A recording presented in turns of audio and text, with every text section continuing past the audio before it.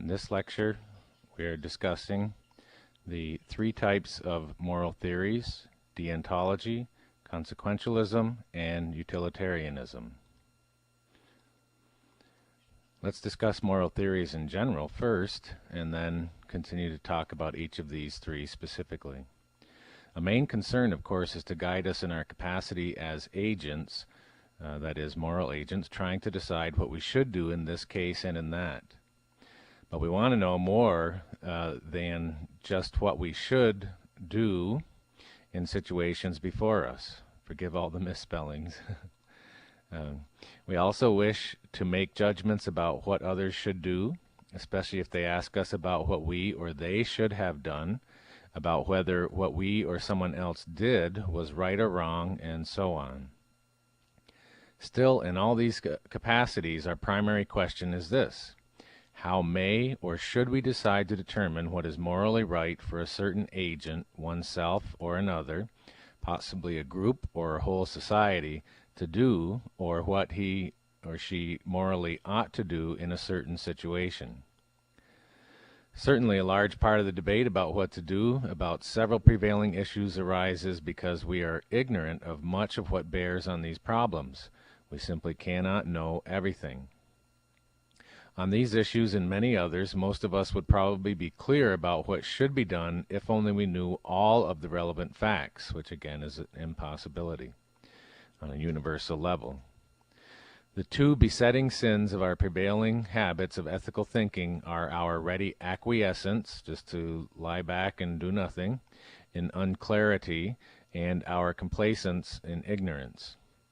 So not knowing and not putting forth effort to know, and not having enough information to feel that things are all clear, and simply residing in a comfort zone and not acting or deciding or judging.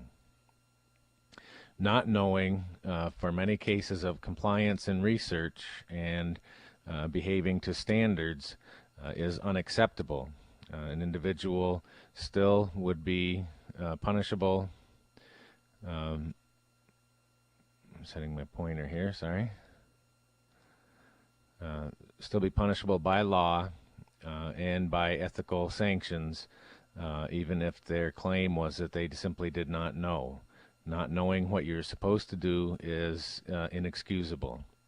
The best way to work out a theoretical framework for decision-making processes is to first define the main theories of normative ethics that have been proposed, that is, the deontological, utilitarian theories, and consequentialism, and then review them in the context of research ethical issues.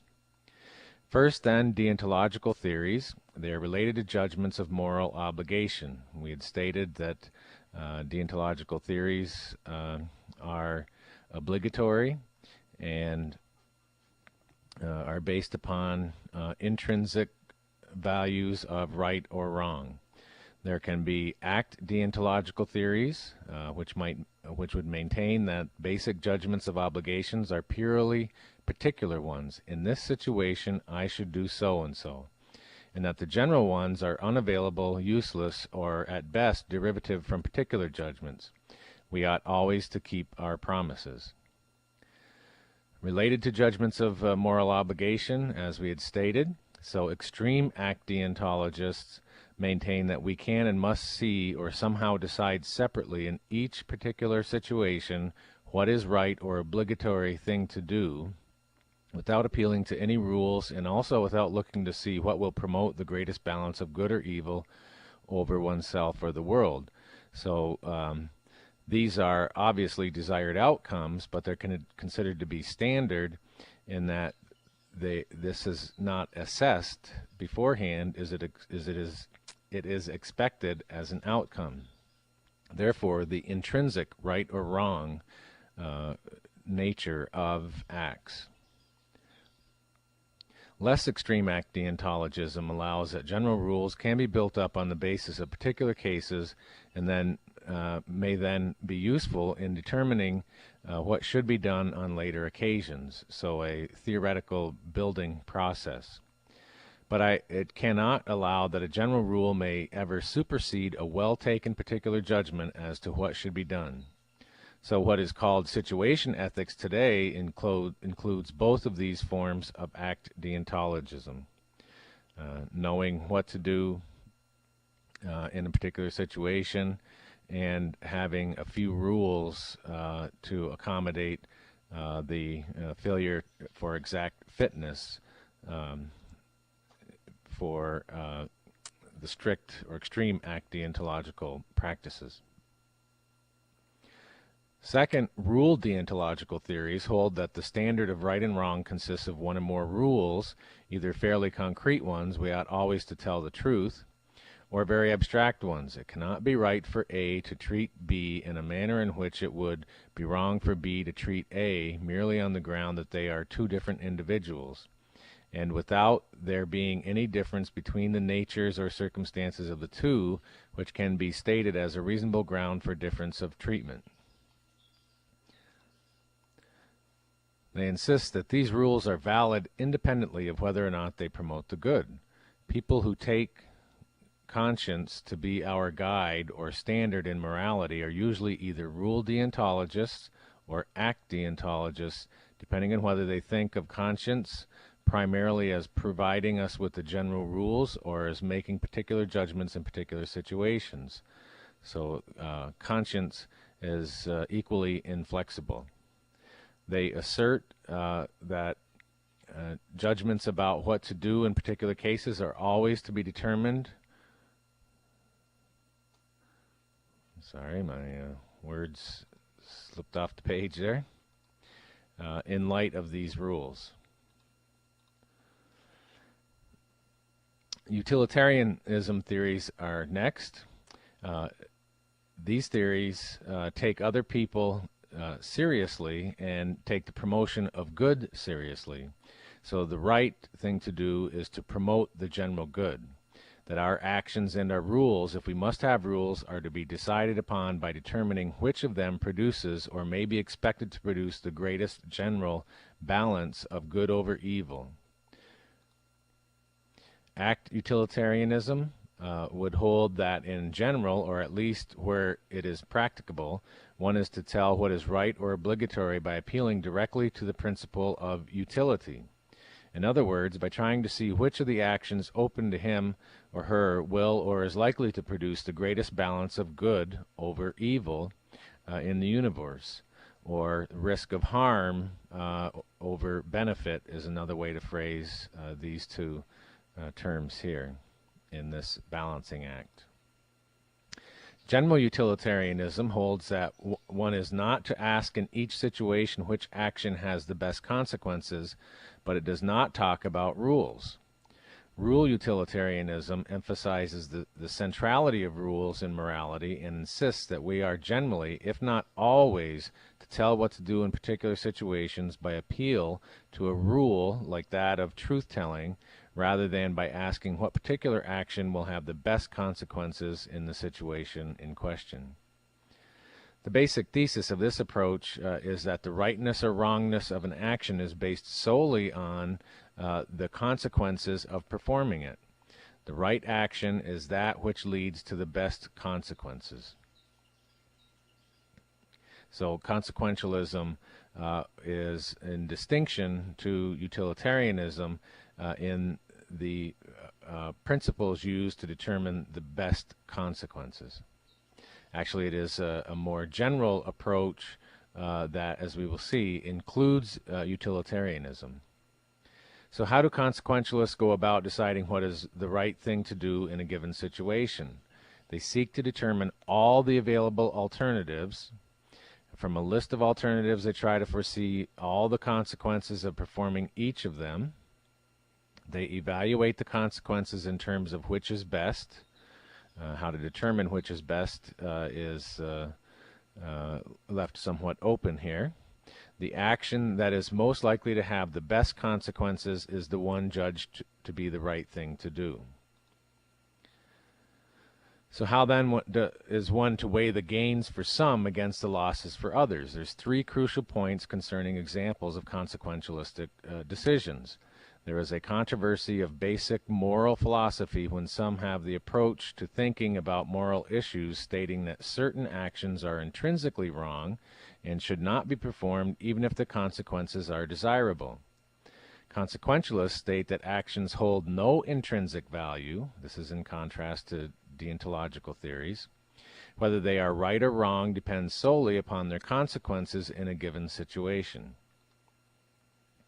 A certain type of action may have quite desirable consequences in some situations, but not very desirable consequences in others. So if the rightness or wrongness of an action is to be determined by the consequences, then the same type of action may be right in one situation and wrong in another. This would be a limitation of a deontological theoretical approach and would create a moral dilemma. Whereas consequentialism provides a mechanism to overcome the dilemma by allowing multiple options. In this respect, consequentialism may properly be described as a form of situation ethics, an approach to moral issues based on the view that the moral quality of an action varies from one situation to another. We can see that this could be somewhat risky, but also essential.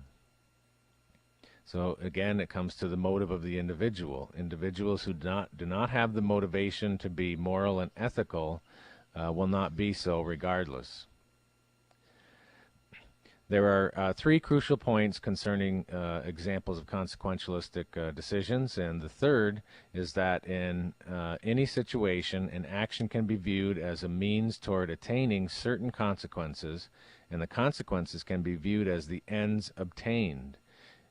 If, therefore, one is a consequentialist, then one is committed to a view that the ends, the consequences, justify the means, the actions. It's obvious that the second and third implications of consequentialism follow from the first. These implications help bring out the controversial nature of the consequentialistic approach.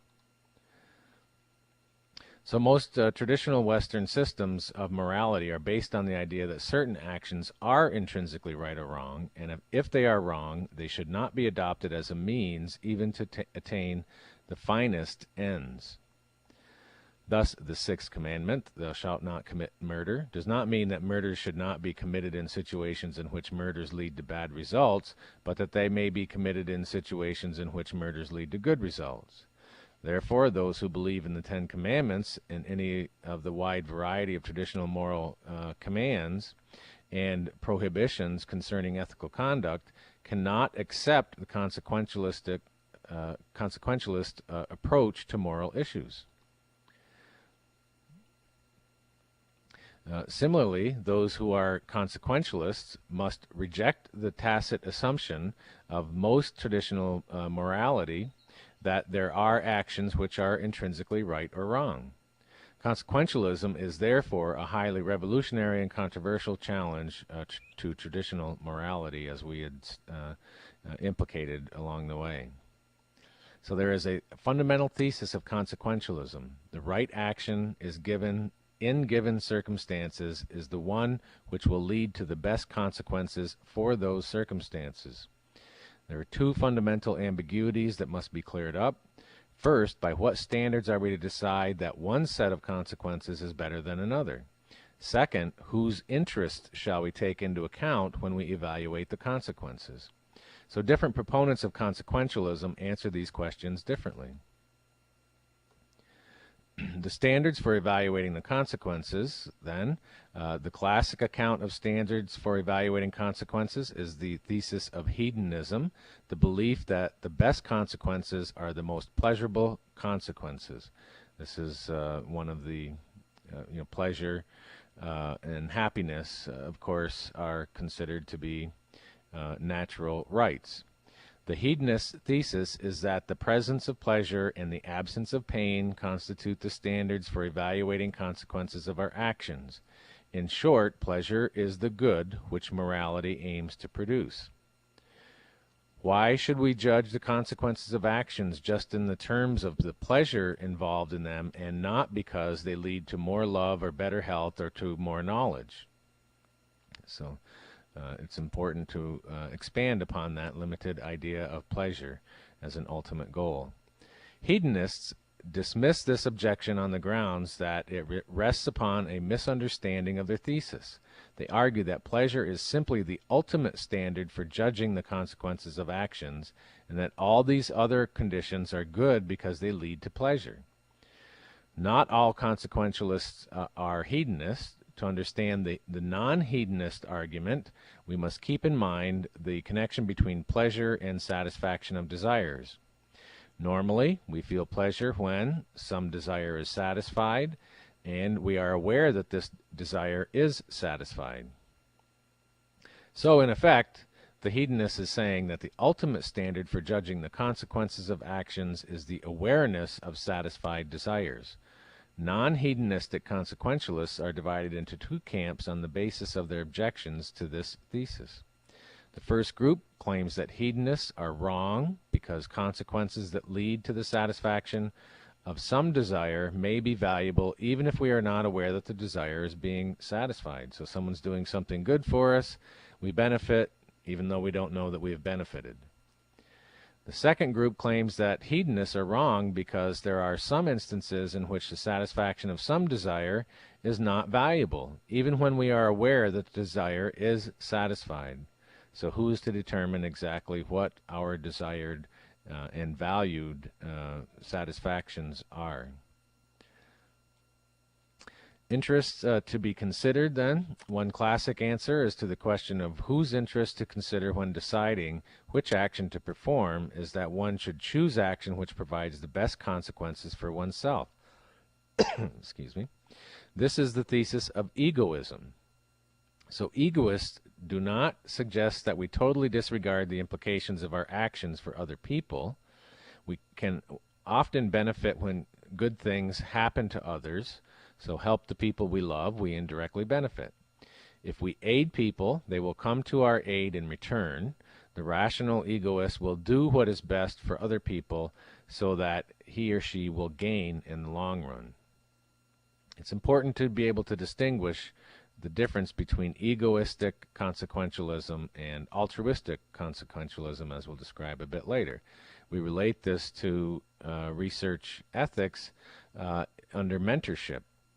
It may seem, if indeed you were working under a mentor who is an egoistic consequentialist, it may appear on the surface that you are benefiting through the motivation of the mentor, whereas indeed the mentor might care very little about you other than this side effect that you would benefit indirectly, and cares only for their own personal gain, and feel convinced that that is ethical. In essence, then, the egoist says that the right action is the one that will lead to the best consequences for himself in the long run, and that may often mean sacrificing his short-run interest, his or her short-run interest, so that others may immediately gain.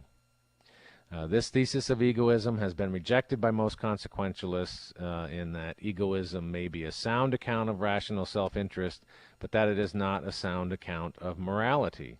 Morality, they maintain, involves counting the consequences of others and not merely for oneself. Non-egoist approach must take into account the consequences for all those affected by the action. So an action is right if it leads to the best consequences in terms of the gains and losses to everyone. This is altruism. So altruistic consequentialism is non-egoist approach. There are some difficulties inherent in this approach as well. What do we mean when we say all those affected? Only human beings already born? Do fetuses count? Would future generations not yet born count? Would conscious animals count? Would nature itself count? Once we determine who is affected, how are we to compare the gains of some and the losses of another? Can we meaningfully say that an action is right because the satisfaction of desires that it leads to for some people outweighs the frustration of desires that it leads to for others? So we've considered a number of versions of consequentialism, and seem to settle on the non-hedonistic version of altruistic consequentialism being called utilitarianism. So utilitarianism, as we presented it as a separate theory, and now see that it is an extension of or a type of consequentialism, altruistic consequentialism. That an action is right if, in a given situation, it leads to a greater satisfaction of desires, taking into account all those affected, than does any other available alternative. Utilitarianism or altruistic consequentialism is a key moral theoretical approach to research ethics. This concludes our discussion.